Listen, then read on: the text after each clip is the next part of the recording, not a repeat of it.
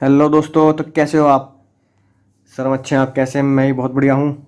और मैं ये जानता हूँ कि पिछले लेक्चर में जो मैंने तुम्हें पढ़ाया, इवन जो मैं आज तक तुम्हें पढ़ा चुका हूँ, अब उसमें से जो भी क्वेश्चन आएंगे बोर्ड में क्या पूरी दुनिया में कहीं भी, आप उन्हें सॉल्व कर सकते हैं। और मुझे उम्मीद है जितनी भी केस स्टडीज़ अब आपकी बुक में दे रखी हैं वो आपने सॉल्व करी होंगी और लिख लिख कर सॉल्व करी होंगी। तो चलिए आगे बढ़ते हैं। मुझे बताइए पिछले लेक्चर में आपने क्या सीखा था। राइट सर, पिछले लेक्चर में हमने सीखा था टेक्निक्स ऑफ टेलर। दो टेक्निक हमने सीखी थी, बहुत ज़बरदस्त टेक्निक थी, बहुत ज़बरदस्त, एग्जाम में आने की पूरी पूरी संभावना जिसकी। एक टेक्निक थी फंक्शनल फोरमैन और दूसरी स्टैंडर्डाइजेशन एंड सिंप्लीफिकेशन, बीकानेर के छोले भटूरे के साथ। ठीक है, और एक के ऊपर 8 बॉस यानी 8 फोरमैन वर्कर के ऊपर, बड़ी खतरनाक अजीब सी टेक्निक। राइट, तो चलिए एक बार मुस्कुरा दीजिए क्योंकि आप मेरे साथ हैं। गाना गा दीजिए सर। मुस्कुराने की वजह तुम हो। तो चलिए देखते हैं पिछले लेक्चर में हमने जो क्वेश्चन दिए थे क्या आप उन्हें समझ पाए या नहीं समझ पाए। तो भाई और बहनों, आप और हम खेलेंगे आज कौन बनेगा करोड़पति। शक्तिमान शक्तिमान शक्तिमान। तो बताइए शक्तिमान क्या कह रहा है। Shaktimaan working in Kilvish industries, बिल्कुल सही बात है। He got instruction by the supervisor and another instruction for another supervisor. Quality speed also supervised by different foreman, अलग अलग फोरमैन है। तो बताओ कौन सी टेक्निक है। सर क्या क्वेश्चन दे सर, बेइज्जती होगी हमारी। टुच्चा क्वेश्चन है सर ये। ठीक है, इतनी डिटेल में आपने पढ़ाया और जब भी हमसे पहचान ना पाए, लानत है हमारे ऊपर सर। ठीक है, इतने सारे सुपरवाइज़र हैं तो इतने सारे सुपरवाइज़र तो पता ही है फंक्शनल फोरमैन में ही होते हैं। ठीक है, और इसका कोड भी हमने याद किया था। क्या याद किया था सर जी। CID रोज देखो, याद आ गया। अगला, इस टेक्निक से हमें पता लगता है कि प्लानिंग और एग्जीक्यूशन अलग अलग चीज़ें करनी पड़ती हैं। प्लानिंग अलग और एग्जीक्यूशन अलग। अभी तो कोड बताया। CID क्या करती है बताओ, प्लानिंग है ना। राइट, और सर जी करते हैं प्रोडक्शन। ठीक है, तो बताओ प्लानिंग CID करती है और एग्जीक्यूशन ही प्रोडक्शन सर जी करते हैं। याद आ गया ना। राइट, तो कौन सा था सर, ये था हमारा बहुत ही आसान सा फंक्शनल फोरमैनशिप। ठीक है, बात समझ में आ गई। अगला आता है हमारा पिचकारी। अरे पिचकारी आ गई भैया, होली की याद आ गई। पिचकारी अपॉइंट जस्ट वन फोरमैन, एक ही फोरमैन अपॉइंट कर रखा है फॉर एंटायर प्रोडक्शन। प्रोडक्शन भी उससे करवा लेते हैं, प्लानिंग भी उससे ही, कंट्रोलिंग वर्क उससे ही। फोरमैन बेचारा क्या हो चुका है, फोरमैन बेचारा बुरी तरीके से परेशान हो चुका है। कह रहा है सर मैं नहीं कर पाऊंगा, मैं कंपिटेंट नहीं हूँ, मैं इतना कैपेबल नहीं हूँ कि इतनी सारी चीज़ एक साथ कर पाऊँ। तो बताओ कौन सा फंक्शन, कौन सी टेक्निक वॉयलेट की है पिचकारी ने। चलिए भी पूछने वाली बात है, यानी एक बंदा अगर सारे काम नहीं कर पा रहा इसका मतलब उसे अलग अलग फोरमैनशिप की ज़रूरत है। सेम आंसर है फंक्शनल फोरमैनशिप। ठीक है, क्या लिखेंगे, फंक्शनल फोरमैनशिप। समझ में आ गई बात सर, बिल्कुल समझ में आ चुकी है बात। अब आते हैं अपने अगले पड़ाव पर। What is the name to technique in which uniformity in introduce in material. Uniformity, सोच समझ के जवाब देना, बहुत ही मजेदार क्वेश्चन है। ठीक है, यूनिफॉर्मिटी होनी चाहिए मशीन, टूल, मेथड सब में। Right, standardisation, simplification, standardisation and simplification या नन ऑफ अबव। सर इसका आंसर है स्टैंडर्डाइजेशन एंड सिंप्लीफिकेशन। सर उसमें हमने सीखा था एक जैसी चीज़ें होनी चाहिए। मैकडी का एग्जाम्पल दिया था आपने। ठीक है, छोले भटूरे का एग्जाम्पल दिया था। सिंप्लीफिकेशन है ना, लगा लो काटे नलायको, समझ गए। नलायको, स्टैंडर्डाइजेशन एंड सिंप्लीफिकेशन दोनों एक साथ थोड़ी हैं। वो क्या कह रहा है, सिर्फ यूनिफॉर्मिटी के बारे में पूछा है, यूनिफॉर्मिटी। ठीक है, तो सिर्फ क्या होगा, स्टैंडर्डाइजेशन। सिंप्लीफिकेशन वाले तो बात ही नहीं कर रहा कि वैरायटी कम कर दो, डायमेंशन कम कर दो, साइज कम कर दो, चीज़ों को एक साथ ले आओ धारे हलवाई की तरह, एक ही चीज़ में कन्वर्ट कर दो। सुन मैंने बात, तो दोनों मत लगा देना। आंसर क्या होगा, सिर्फ स्टैंडर्डाइजेशन ऑफ वर्क। ठीक है, तो चांद तारे लगा लेंगे इस क्वेश्चन पर, यहीं तुम फंस चुके थे। The main objective of dot dot dot is to eliminate unnecessary product.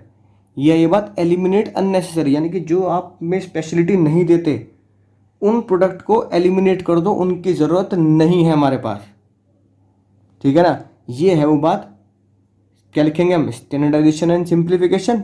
फिर से गलत जवाब लगा लो काटे। अब स्टैंडर्डाइजेशन सिंप्लीफिकेशन थोड़ी, यहाँ पे आएगा सिर्फ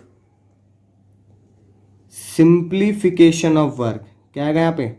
सिंप्लीफिकेशन ऑफ वर्क, ठीक है। अगर ये दोनों क्वेश्चन मिक्स हो जाए, समझना ध्यान से, अगर 4 और 5 को अगर मैं मिक्स कर दूं कि यूनिफॉर्मिटी भी होनी चाहिए और डाइवर्सिफाई भी प्रोडक्ट नहीं होना चाहिए, तब मैं ये पूरा लिखूंगा स्टैंडर्डाइजेशन एंड सिंप्लीफिकेशन। अगर आधा आधा क्वेश्चन आया जैसे, तो फिर मैं क्या लिखूंगा? यहाँ स्टैंडर्डाइजेशन और यहाँ सिंप्लीफिकेशन। से समझ के समझ आ गया। अब अगला जो क्वेश्चन है उस पर ध्यान देना। ये बहुत बहुत बहुत हद से ज़्यादा इंपॉर्टेंट क्वेश्चन है, हद से ज़्यादा। सोच समझ के जवाब दो। Dot dot dot is the technique, यानी कि बात किसकी कर रहा है? टेक्निक की। Which is the extension of division of work, यानी कि डिवीजन ऑफ वर्क जो फेयोल का था उसका एक्सटेंशन, यानी उसको और बढ़ा दिया इस टेक्निक को लाकर। तो भैया डिवीजन ऑफ वर्क क्या कहता था? काम बांटो। मैंने बात क्या कहता था? डिवीजन ऑफ वर्क, काम को बांटो। लेकिन उससे भी खतरनाक चीज क्या है? काम को तो बांटो, लेकिन टेलर ने उस काम को 8 जनों के बीच में बंटवा दिया। 4 प्रोडक्शन के और 4 प्लानिंग के और 1 वर्कर के ऊपर 8 लोग, यानी कि काम को बांटो 8 अलग अलग चीज़ों को डाइवर्सिफाई करके। एक स्पीड बताएगा, एक डिसिप्लिन रखेगा, एक क्वालिटी चेक करेगा। तो वो कौन सी टेक्निक है? वो है हमारी फंक्शनल फोरमैनशिप। फंक्शनल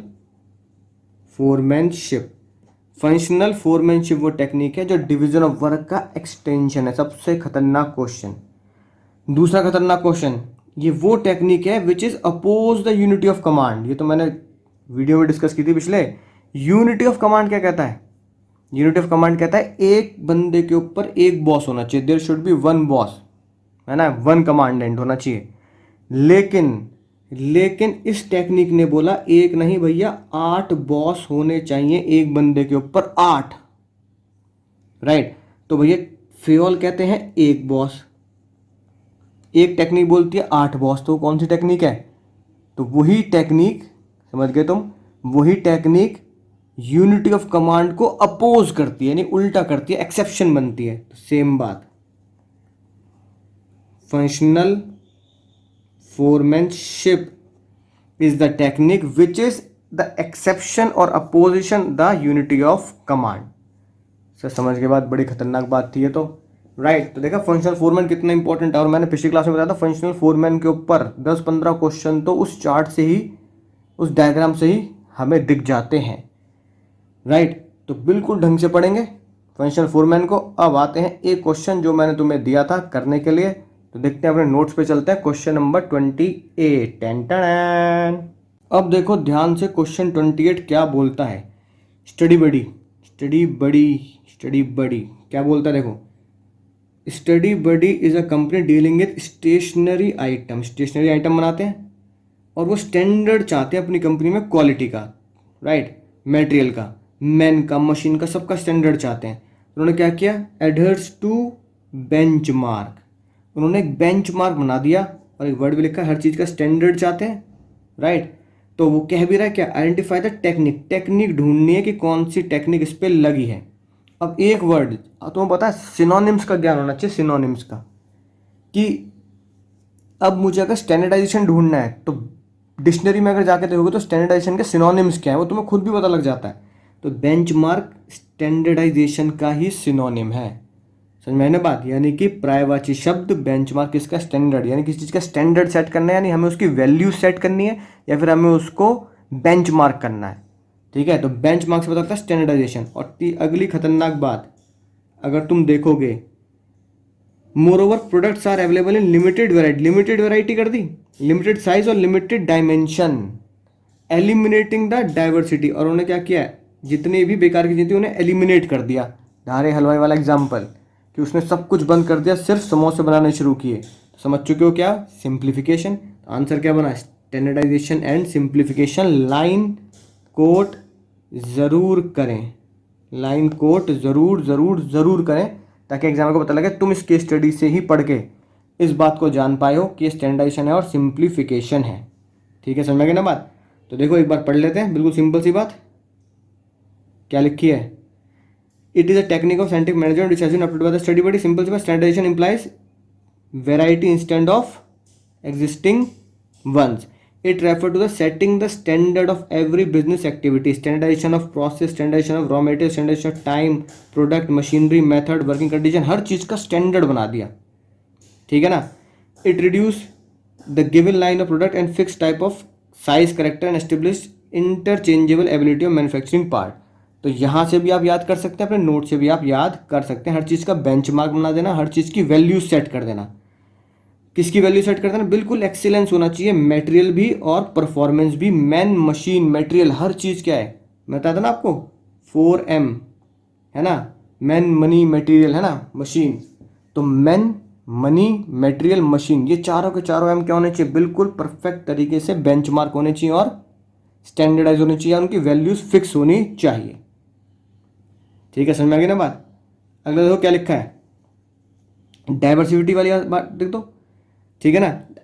सिंप्लीफिकेशन के बारे में क्या है, जो रेड पेन से कर रहा हूँ। Simplification aims to eliminate diversify product and variety, size and dimension. ये 3 वर्ड याद रखना, वेराइटी हटानी है, साइजेस को हटाना है और डायमेंशंस भी कम करने हैं। एग्जाम्पल वही लिखना है जो मैंने तुम्हें 3 एग्जाम्पल लिखाए थे, HUL का भी लिखाया था, पेपर मैन्युफैक्चरिंग कंपनी का भी लिखाया था। इससे क्या होगा? कॉस्ट भी बचेगी, लेबर, मशीन, सारी चीज़ों की में हेल्प हो जाएगी। ऑप्टिमम यूटिलाइजेशन ऑफ रिसोर्सेज, तो सैमसंग, टोयोटा, या एग्जाम्पल जो मैंने तुम्हें वीडियो में दिए हैं, लास्ट लेक्चर में दिए हैं एग्जाम्पल, वही एग्जाम्पल लिखने हैं जो 3 एग्जाम्पल मैंने तुम्हें दिए थे। इस तरीके से केस स्टडी पहचानी, यानी केस स्टडी पहचानना बिल्कुल भी मुश्किल नहीं है अगर तुम्हें कॉन्सेप्ट के कीवर्ड याद हैं। यानी कि मुझे किस पे फोकस करना है? जो मैंने तुम्हें बुक दी है उसमें जो भी चीज़ें, जो मैंने तुम्हें बुक दी है ना, उसमें जो भी चीज़ें रेड से, ब्लू से हाईलाइट हो रही हैं, ठीक है ना, रेड से ब्लू से हाईलाइट हो रही हैं, उन वो कीवर्ड पे फोकस करना है, उन कीवर्ड से पहचानना है कि वो केस स्टडी किस तरफ मुझे पूछ रही है। जैसे इस वाले क्वेश्चन में मेन कीवर्ड क्या निकल के आया था? बेंचमार्क। ठीक है ना? और डाइवर्सिफिकेशन को रिड्यूस करना। इससे पता लगा था स्टैंडर्डाइजेशन एंड सिंप्लीफिकेशन। ऐसी हर टेक्निक, हर टॉपिक, हर एक पॉइंट का कीवर्ड अगर याद कर लोगे ना, तो एग्जाम में केस स्टडी, MCQ सब कुछ टिप्स पे होगा, सब कुछ टिप्स पे, और 100 में से 100 आएंगे, ये मैं जानता हूँ तुम्हारे इस बार। तो चलिए फिर से मुस्कुरा दीजिए, चलते हैं अपने नए टॉपिक की तरफ, आज के नए लेक्चर की तरफ। तो बच्चों, आगे पढ़ने से पहले देखते हैं ये शानदार चीज़। सिर्फ ऑनेस्टी चलेगी। कोई भी क्वेश्चन आप सॉल्व कर सकते हैं, केस स्टडी पे फोकस कीजिए, लिख लिख के देखिए, पढ़ते रहिए, सीखते रहिए, आगे बढ़ते रहिए, ताकि हमारे एग्जाम में आ सकें 100 में से 100।